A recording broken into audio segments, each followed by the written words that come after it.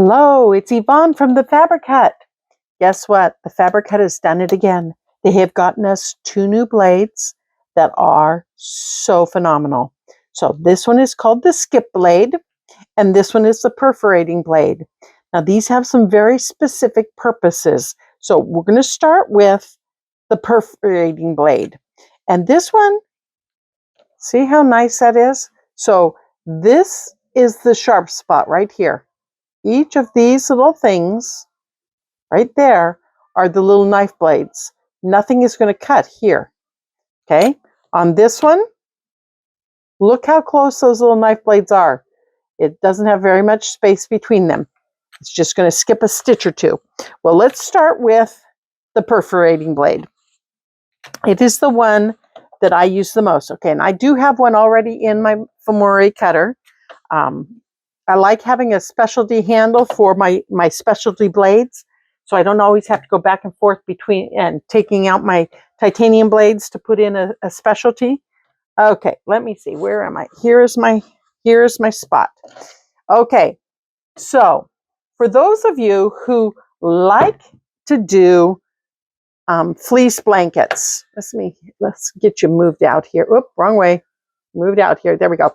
Fleece blankets. And you like to do the little blanket stitch or a whip stitch all the way around the edge. And it's really hard to push a needle through this with that yarn in it. So these cutters make it so much easier. I want to find my ruler. I've got it buried here somewhere. Okay, so however far away you want your edge. Also, if you're a crocheter, this is how you can crochet that edge and not have to kill yourself trying to get your crochet hook in. Okay, so I'm leaving about 1/4 of an inch because I don't want a whole lot of fabric there. And I am going to just run this blade right along the edge of my ruler. Doesn't look like I did anything, does it? But check this out. Come up here really close. As I'm pulling it apart, can you see that little hole there? Well, let's see. Let's see if I can do it down on this green so you can see it. Wow, there it is. See the little hole right there? There is a little hole. Let's zoom you in. Get up here so you can see them. There is a little hole everywhere that little knife blade touched. There it is. See it? There'll be one right here. Now you can put your crochet hook or your needle right into each of those little holes and do your fancy edging on your blanket without having to struggle to get your needle through. Isn't that cool?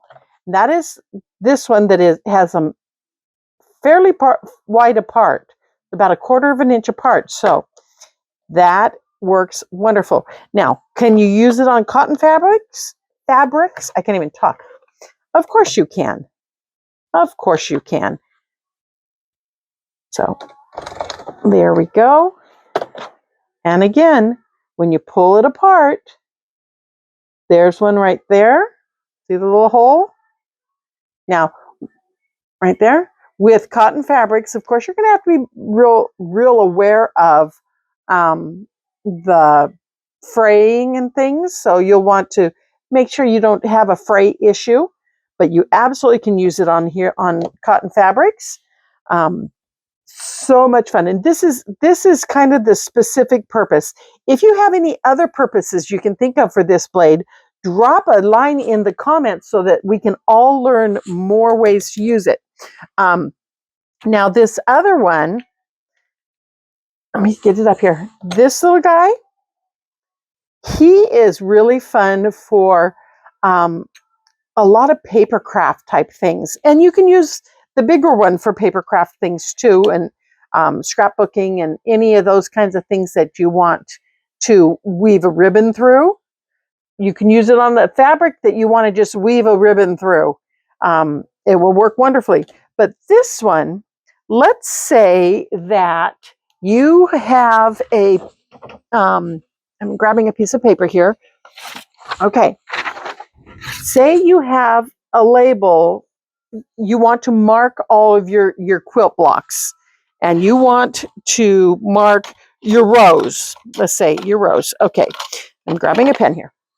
So we have row, get over here, A, B, C, D, E, and F, or number 1, 2, 3, 4, 5, and 6, right? Now, if you were to make up this little chart, make it really nicely on your computer, and you print them all up, get this blade off so we can show you that one. Get it all printed nice so, to where you can use it over and over and over. If you like to mark your stacks of fabric, you can print something up and mark, these are my 3.5-inch blocks. These are my 2.5-inch blocks. This one is 3 7/8 by 5 2/4, or however. Then you can use this blade and cut through your paper. Note to self, open the blade. It cuts better. Okay, cut through your paper and do it all the way up. Now, as you're sewing and you need row 1 or row A, you don't have to cut them all apart and then have to keep track of all the rest of them. You can just go through and cut what you need, or cut the whole page if you have a whole page worth, like this. And then as you come to each piece you want, it's perforated. And you can just pop it out like that and go mark your quilt. You got row 1, just pop out row 1 and go mark your quilt. So that's really cool for that. I have done it for, I had a sale one time, and I wanted my business name to be left on the product, but I wanted the price sticker to come off.